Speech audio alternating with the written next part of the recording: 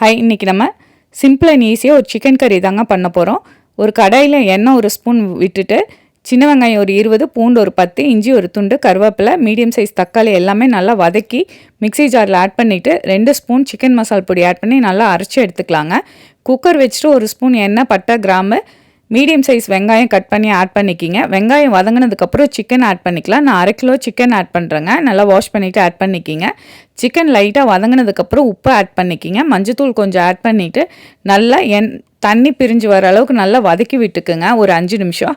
அதுக்கப்புறம் நம்ம அரைச்சி வச்ச பேஸ்ட் இதில் ஆட் பண்ணிக்கலாங்க. இது பிகினர்ஸ், பேச்சுலர்ஸ் கூட ட்ரை பண்ணலாம். ஃபைனலாக கொத்தமல்லி இலை ஆட் பண்ணி ஒரு 3 விசில் விட்டு எடுத்திங்கன்னா சூப்பராக கமன்னு நம்ம சிக்கன் குழம்பு ரெடி ஆயிடுச்சு. நீங்கள் குழம்பா வேணாலும் யூஸ் பண்ணிக்கலாம். இன்னும் கொஞ்சம் ட்ரை பண்ணிங்கன்னா கிரேவியாக கூட யூஸ் பண்ணிக்கலாம். இது இட்லி, தோசை, சப்பாத்திக்கு, ரைஸ்க்கு எல்லாத்துக்குமே சூப்பராக இருக்குங்க. கண்டிப்பாக இந்த சிம்பிளான ரெசிபியை ட்ரை பண்ணி பார்த்துட்டு கமெண்ட் பண்ணுங்கள். Thank you so much.